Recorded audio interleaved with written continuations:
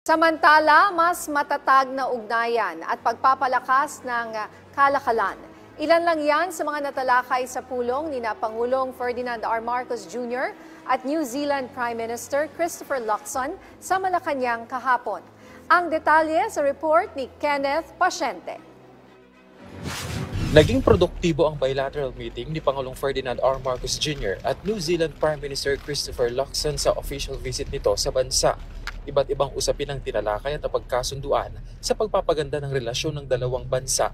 Ayon kay Pangulong Marcos Jr., ito ay magbibigay daan para sa mas malawak na kooperasyon sa pagitan ng Maynila at Wellington para sa iba't ibang sektor kasama ang trade, investment, defense, environment, climate change, maritime security, people-to-people linkages at iba pa. On the economic front, the Philippines will continue to partner with New Zealand in maximizing the benefits of the rules-based trading system as strengthened by international arrangements such as the Asia-Pacific Economic Cooperation, or APEC, the Regional Comprehensive Economic Partnership, or RCEP, and the ASEAN, Australia, and New Zealand Free Trade Area.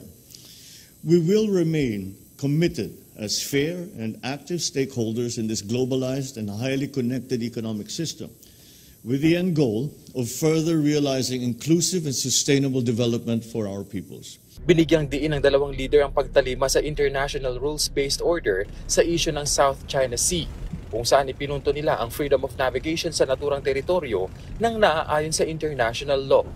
Kinilala rin nila ang 2016 Arbitral Award na nagtatalaga sa karapatan ng Pilipinas kaugnay sa teritoryo na nasa loob ng exclusive economic zone ng bansa. The Philippines welcomes New Zealand's continued commitment to advocate for the peaceful resolution of disputes in accordance with international law, including through the United Nations Convention on the Law of the Sea. Your support, Mr. Prime Minister, and that of the New Zealand government strengthens the overarching principles on which our continued march to prosperity and regional security are anchored. Nakatakda rin pumasok sa isang kasunduan ng Pilipinas at New Zealand kaugnay sa defense upang paigtingin ang kapayapaan sa rehiyon.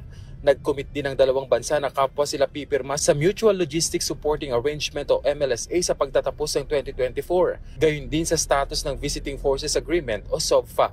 Nagkasundo rin si Pangulong Marcos Jr. at Prime Minister Luxon na itaas ang bilateral ties ng Pilipinas at New Zealand sa Comprehensive Partnership sa taong 2026. Nagbahagi din sila ng interes na pangalagaan ng kapayapaan at katatagan sa usapin ng maritime domain. Accordingly, we look forward to the institutionalization of our bilateral endeavors in maritime security that will have our respective law enforcement and civilian agencies working together to address common threats at sea. Our comprehensive maritime cooperation is envisioned to deal with a wide range of issues from piracy to illegal, unregulated, and unreported fishing, terrorism in the maritime domain, contraband smuggling, wildlife trafficking, amongst others. Samantala, ipinunto ng gobyerno ng New Zealand na handa silang tumulong sa Pilipinas tungo sa kasaganaan at seguridad para sa dalawang bansa. President Marcos and I have reflected on the challenges faced by our region and the international environment. As two Indo-Pacific democracies, we share values and a common outlook on the world of here in the Philippines in the immediate region. Mananatili si Luxon sa bansa hanggang ngayong araw. Ito ang unang pagbisita ng isang New Zealand Prime Minister sa Pilipinas sa nakalipas na 14 na taon. Kenneth Pasyente, para sa Pambansang TV sa Bagong Pilipinas.